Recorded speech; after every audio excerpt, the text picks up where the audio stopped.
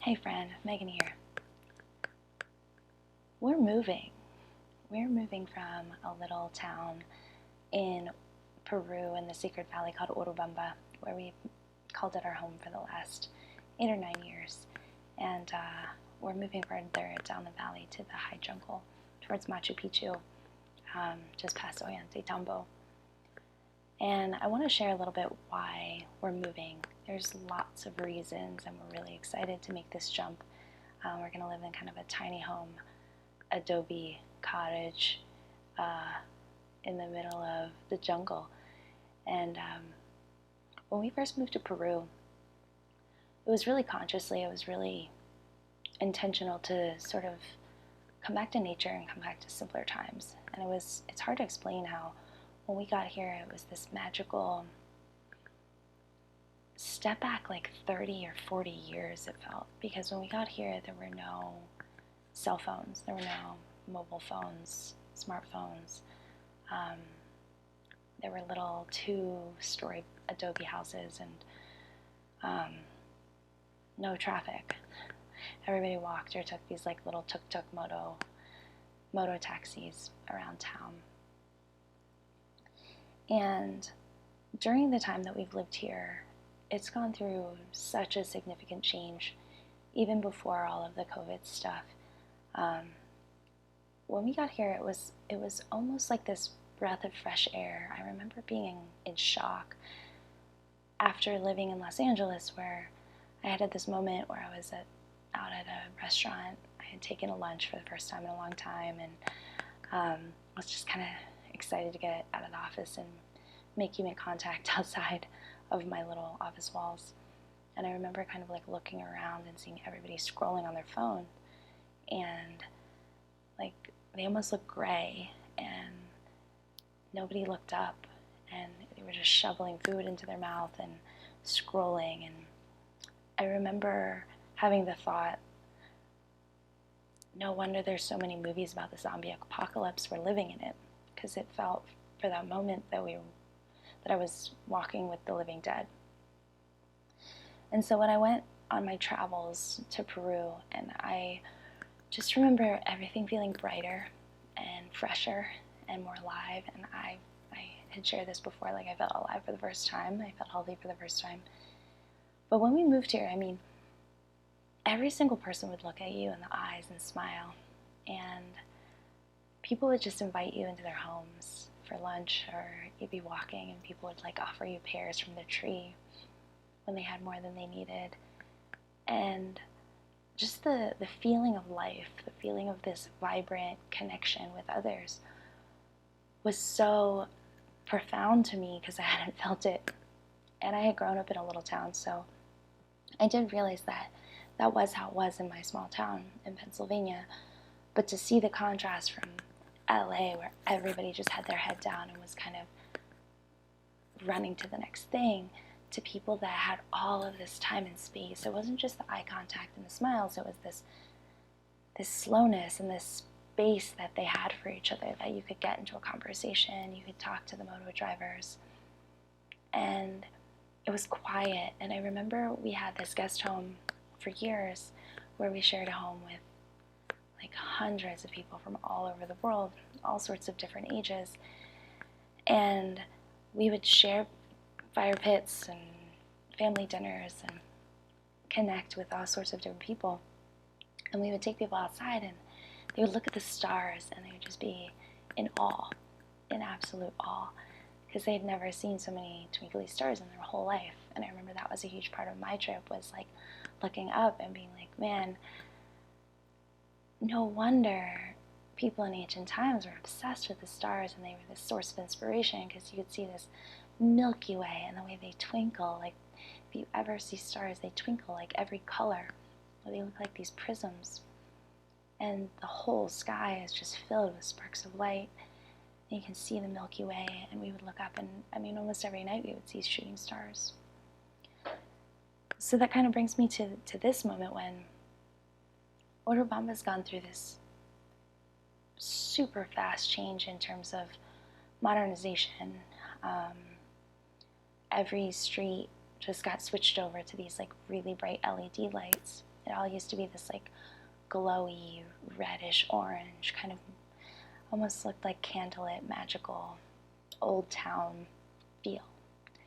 And street by street just started lighting up in just bright colors. And I was just walking into town, and I remember looking up and not being able to see a single star and wondering if it was a cloudy night. And then when I got to a darker street, I realized that you could actually see them. And I wonder how many people wouldn't even see the difference. Like, it feels slow, but at the same time, less than 10 years ago, you could see shooting stars every night, and now you can barely see the night sky. And just the light pollution that came in was unbelievable and really, really sad to me. And on top of it, all of these buildings that used to have just 2 stories of adobe, so from every street you could look up and see the mountains. Now they're getting crowded out, and the streets are getting narrower and narrower. As the streets go up, you can just see a strip of sky like you can in a city, because there's buildings of like 5, 8 stories high throughout town. So I felt this huge shift of like not just the stars and not just not being able to see the mountains, but like a coldness in people that's come through. I remember like looking around and seeing seeing one by one on these collective vans that you share to go places. I remember like looking around and just seeing like how many people were on smartphones, because they weren't a thing. And so when we first got here, it was like no one. You would kind of hide your phone in your pocket, and you wouldn't really bring it out. And it would be a couple, and now it's the whole van, and now everybody's actually asleep. People didn't used to sleep on these cars. They would talk. Everybody would chat, and everybody knew each other. It was a little town. It was like, maybe 5,000 people when we got here, and now it's more like 20. So now every street is lined with cars, the traffic noise, the pollution, the amount of trash on the streets. It's just had this shift of modernization. And, on one hand, I'm really grateful that so many people are coming to be closer to nature. And on another hand, I can't help but see that people that are trying to leave the city life and all of the negative things that maybe they saw, disconnection and coldness and rushing and lack of connection with nature, it seems like more times than not people sort of bring this city with them. And I can hear it in the tone in the cafes. Like, I work from cafes to do design work and writing, and the people here speak with such a low hum, like the sound is almost, it feels like a whisper or a murmur. When you first get here, you can't really understand what people are saying because it's so low, but you learn to listen. You learn to listen to the subtleties, and you learn to bring your own voice down and sort of match that. But now the cafes, it almost feels like they're shouting and they're just screaming, and then the volume of music goes up, and the whole thing just feels so escalated and so loud, and it feels like all of that stuff is just sort of coming in. And there's this really interesting thing that we learned with the guest home, is like how one person's energy and way of being and vibe can kind of affect the whole room. And that person doesn't actually know how they're affecting the room, because that's their vibe that they just take with them. But for anybody else that's in a room, you can kind of feel it the second someone comes in. So that's kind of how I feel about so much change and it happening slowly to a lot of these other people, or people that it seems so slow-paced and mellow compared to where they've come from, but the amount that it's escalated is really wild. The other thing that I see is that there's this incredible relationship I've talked to you about the casera, and that it's not transactional, that it's really this relationship. And so you come in and you wait your turn and you have a little chat. But people that are new, they kind of come in and they push their way to the front, they're in a rush, and it's just like, how much? Why don't you have this? And all of the other people waiting there kind of know the rules, and know the vibe of it, the pace of it. And yet, I just see people kind of like bulldoze their way in, and it just feels like bringing the city with them, and bring the rush and the transaction, and sometimes it feels like dehumanizing. So we've seen this transition, and to try to explain what it's like to feel like you're stepping back in time and feel all the things that modern culture has lost, and then be able to regain it, and then feel it switch so quickly from a generation or a culture that hasn't had these things for generations. It's new. It's a wild thing to see. And there's so many like cultural bridges and understandings that I've learned in this amazing conversation with a woman about how she had no idea why sandwiches existed. There's this lovely Peruvian lady who had like never left her little village, and she's like, I just don't understand it. Like when Westerners come, they want sandwiches. And I was like trying to explain to her this fast-paced, I was like almost acting out my day when I lived in LA of like, alarm goes off, wake up, like go, run around, get ready, get your makeup done, brush your teeth. Like I remember like kind of like eating and like doing squats like in the kitchen, like just to try to like get all the things in the day, and like just the frantic pace. I was like, so people need to have this food that they're walking and eating. And I remember being kind of blown away by like Peruvian lunch here. I mean, it's like a multi-hour sit down with like lots of plates, and it feels like this big event for me coming from a Western world or a Western country. And when we were kind of exchanging notes on it, we realized like these things weren't even thought of. They hadn't even crossed people's minds. So to see that huge cultural divide and like why there's so much misunderstanding between Westerners and locals here, I have been slowly getting a deeper understanding of just how those different cultures affect so many levels of life, that there's not even a sandwich. Like that's, I mean, there are sandwiches here, but like in the States you want like a big sandwich that's your whole lunch. And sandwiches here are like a slab of bread, maybe an egg and some cheese. But they're like really thin, and I think Westerners are always like, why are these sandwiches so sad? But they were never meant to like fulfill the lunch need. So anyways, there's just this huge difference between speed and convenience, and why those things were ever needed in the Western world. And I think a lot of it is just the frantic pace of life.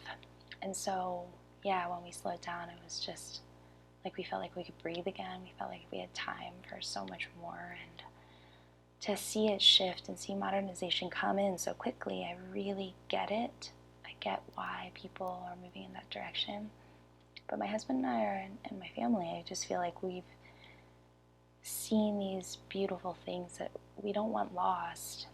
And so we'd like to find a way to reconnect that and make that a reality for us. So we did find this tiny little village, and this beautiful lush cloud forest. I mean, the amount of water running through it and deep black soil is something that we just want to grow and like live peacefully and explore and come up with new ways of doing things. So our bigger plans are to purchase a small plot to kind of get to know the area, get accustomed to it, learn how to grow, get to know the neighbors, the slow-paced Peruvian way, and then sit with the land and be with it and see what works for our family and what's kind of calling to us.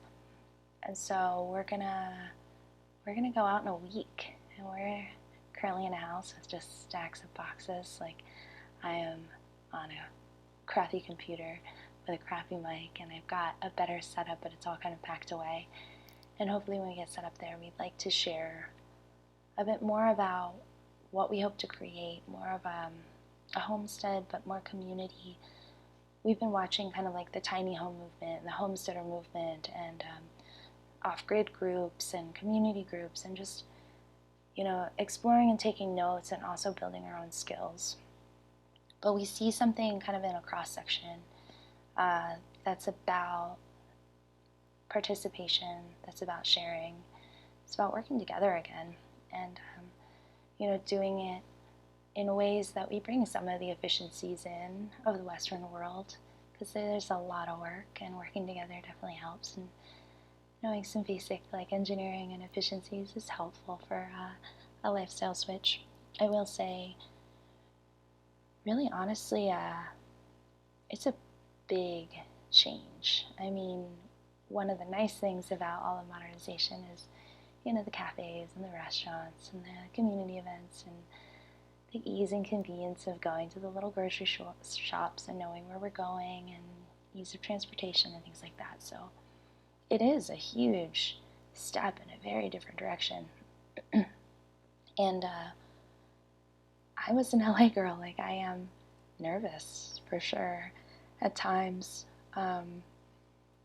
There are bugs, there are discomforts, there's a lot to set up to sort of make it an easier jump from world to world, and the one that we'd really like to share with others, that if they are looking to try out a different, slower pace or community pace, that's really what we're thinking about doing for the long term, and the direction that we're heading, and that we're willing to do it. And it seems like everything in our life has kind of set us up for moving in this direction. We're really, really excited. The kids, one thing I'll say is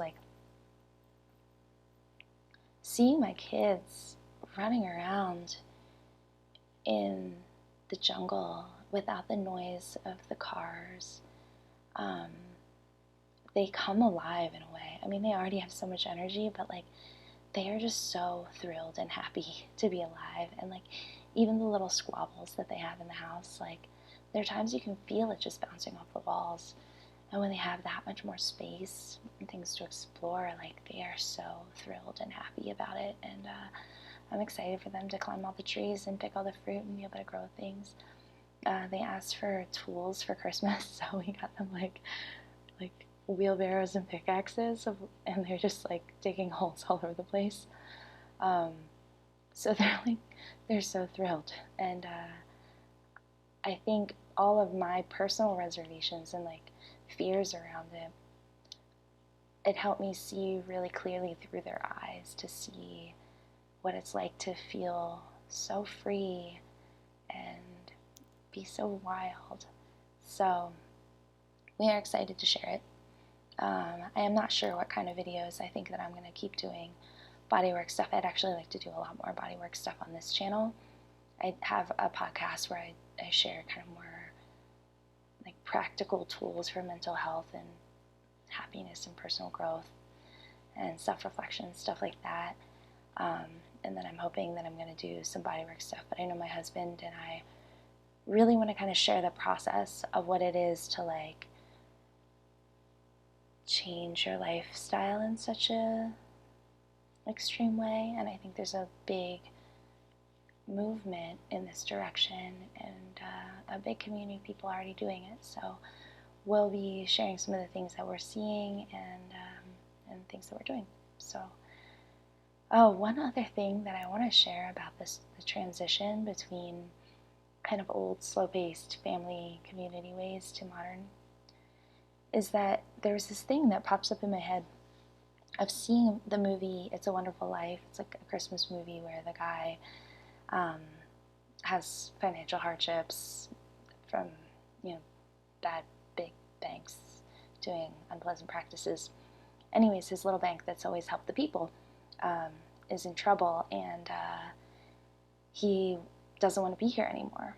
And he kind of goes through this dark night of his soul, and he gets this little angel guy who leads him through to see what his life would be if he wasn't there. And there was this really distinct shift with the town, that the town was kids on bikes and families in their gardens and little community events and stuff, to when he wasn't there, kind of holding down the fort for these small businesses and family values. The town goes to drinking and gambling and just crime and dirty.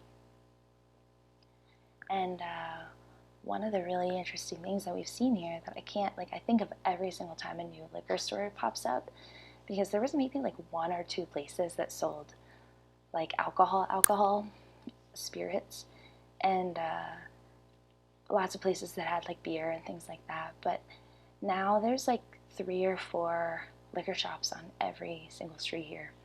And the amount of people that are going by just absolutely wild, drunk, screaming through the streets has gone from like maybe once a month to like every night, multiple people going through. And so it was funny because I was walking through the ruins. We have ruins as like our, like, it's right across the street from us. I walk through them to go into town because that's normal. And there was this family coming from San Francisco that was traveling through, and there was this guy that kind of was like drunk in the middle of the afternoon who came up to us and was getting in our face. And I just was like, leave us in peace. And I was like, come on, let's walk. And we like walked away. But that never happened in 6, 7 years of living here. And then like, bam, we just saw this shift. And I was telling the people in the ruins that we're walking through, I was like, this town has just gone through such a crazy shift of modernization with all the COVID stuff, isolation, depression, mental health issues that have followed. I used to tell all the people in a guest home, like, I feel comfortable walking here any time of day, any time of night, totally alone. I hiked through these mountains by myself. And now, my husband's like, if you're out late, like, take a moto home, don't walk, which is really, really sad to me. As well as the amount of car accidents we've seen. We went through kind of looking back, and we had seen that in 6 or 7 years, I think I saw maybe 1 car accident ever. And then within the last year, I see them almost every day. Either a full-on accident or an almost accident or glass in the street. I actually got into an accident in a moto. He wasn't going slow, but I just saw his reaction time so slow and the other guy's reaction time so slow. Totally avoidable. And they just smashed right into each other. And like my bag with my computer like tumbled out. And I just remember being like, man, if this was my kids, because we never have been concerned. Everybody drove so slow. But then when you get more aggression, more speed, everybody starts driving faster. And then when you've got so many people not aware and seemingly falling asleep almost by the day, like the disassociation like out of people's bodies, because I can like feel into people's energy. It's just switched overnight, as well as like I talked about on a social media post that like the trash in the streets just accumulated in ways that, we hiked these little side streets all the time, and then it just went through the roof. So I am very hopeful for Urubamba, and I hope that they go through this transition with grace. And if you are here in the valley and you are able to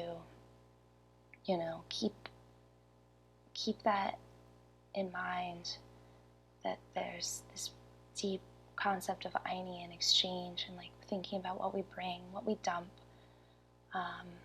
what energy we kind of bring into a space, and how to be responsible for that, and how to remember that, like, one of the things they say is that so many people came to this incredible land because it's got fresh air and beautiful little streams going through and green mountains.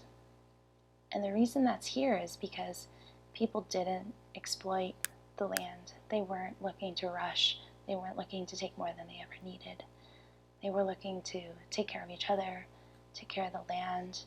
And that's why this place has remained for so long. And to see it go through such a rapid transformation in a very different way was honestly very shocking, but I am very hopeful, because I know that people have good memories here, and that they deeply care about their community and the earth, and the people that come here do come for being closer to nature and being in a slower pace of life. So I hope that that will sort of settle in a way that some of these Western things that I think can be great, like internet and like connection and like access to information, can be very helpful.